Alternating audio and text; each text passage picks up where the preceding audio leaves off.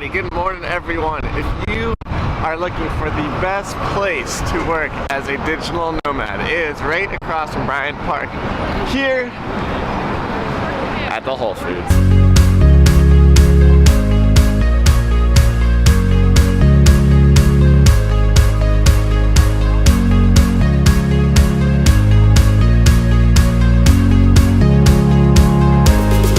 Alright, now Alaska is exactly 10 days away. July 6th is when I fly out from New York all the way to Anchorage, and there's a bunch of things I need to do, which is what I want this video to cover in terms of gear, logistics, all that sort of stuff, to show you where my head's at, basically a week out from this trip. But before we dive into that, I need to show you guys these views.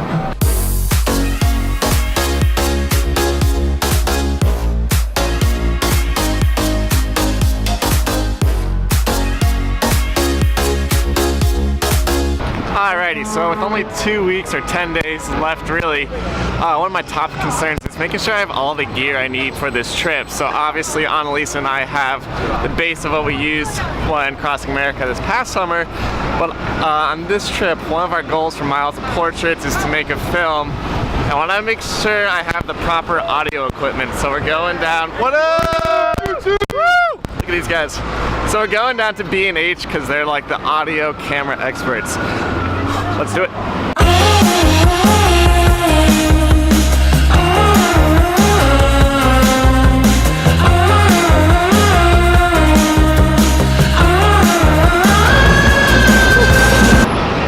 Hey, Crocs, I legitimately set up a tripod just for this shot. I am the #1 fan, and just check out the hashtag #RockTheWorld, but you should sponsor us for Alaska. Till then, we're close to B&H.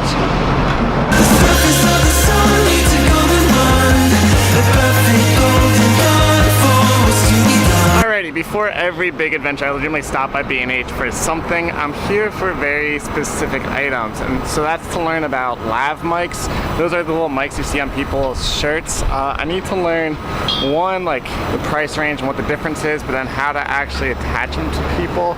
And obviously going to Alaska, we have the whole problem of the wilderness being an extra obstacle to overcome. And then legitimately on almost all these videos, I've had to mix the audio, and so I keep breaking the mics on this camera, and so right now only one channel is live, and so I need to find a more resilient option. So like when I'm taking stuff out of my handlebar bag and shoving it back in and taking it out and shoving it back in, something that hopefully can deal with that. And something I really like about B&H is that they give me a lot of very honest advice. Gentlemen, they've told me not to buy stuff, so if you've never stopped by B&H, you should check it out. It's awesome.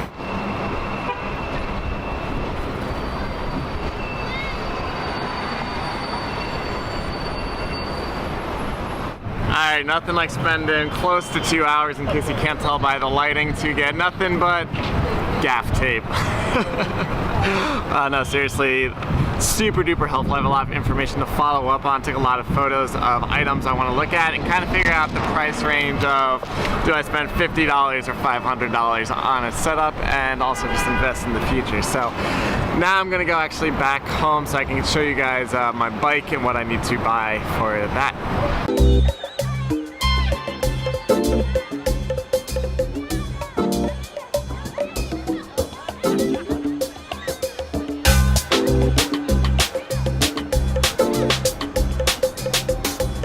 Alrighty, good news first is that Budweiser was handing out free beers in that bar, which is awesome, but the bad news is that Iceland and Nigeria both just got knocked out of the World Cup, which is a huge bummer for the underdog.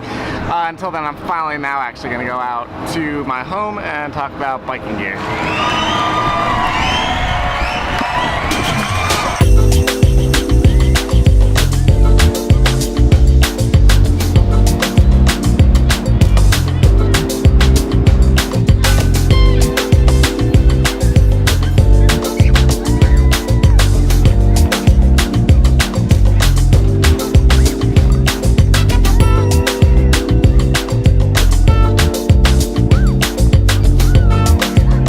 Alright, I'm back home now where I have my bike. Spent about half an hour grabbing all my gear, so I have that. And then I also have my pannier bags.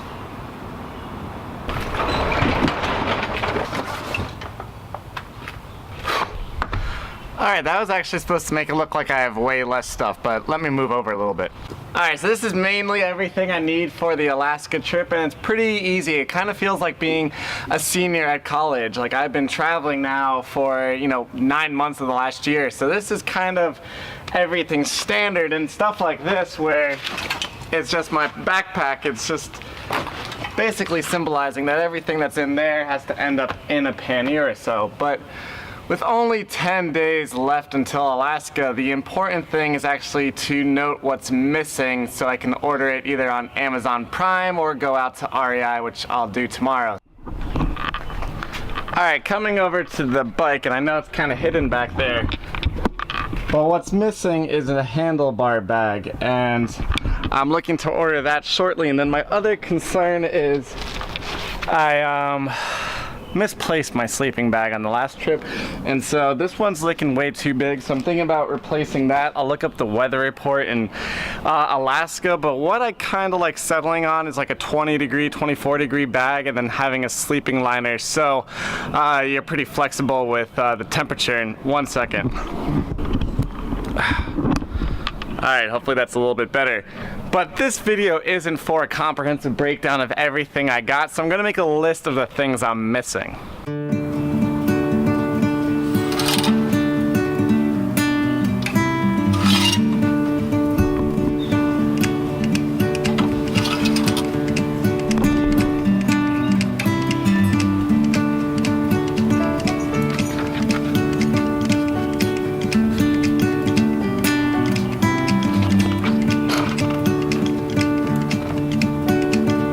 Speaking about each of these items for a little bit, I actually used my dad's handlebar bag. That's like the iconic red bag that just absolutely disintegrated when I got to Dunkin' Donuts right outside of LA.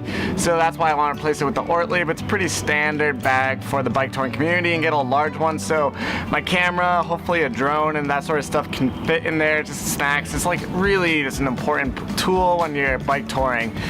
Then after that, Schwalbe Marathon tires. So originally I thought I actually wasn't gonna bring Dark Roast on this trip, but after talking to Doug, he's like, people travel in way worse conditions, and it looks like most of the roads we'll be on are gravel. So with some thicker tires, we're not trying to go very fast or very far, so that would be easy and done.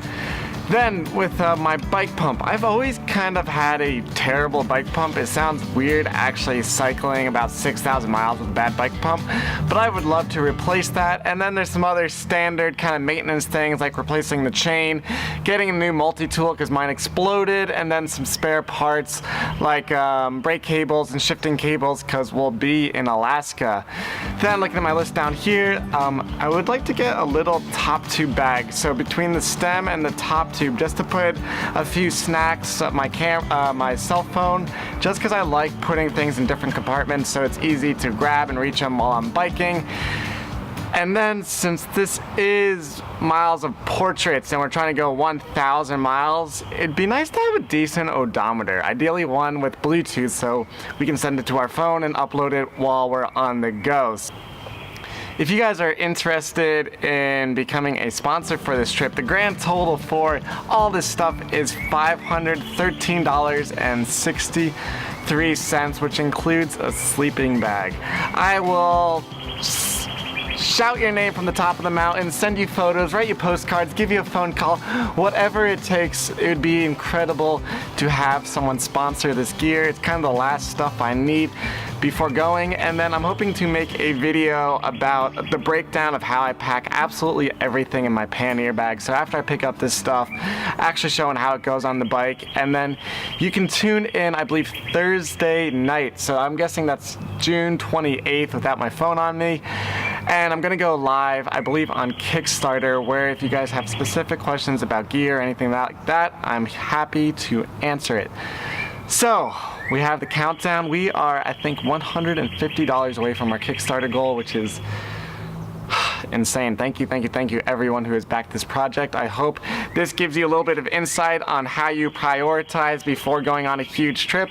Obviously time is short, so you got to do stuff like this, and also I'll be working on the detailed logistics route, so that's happening as well. All right, remember that you can do anything and go anywhere.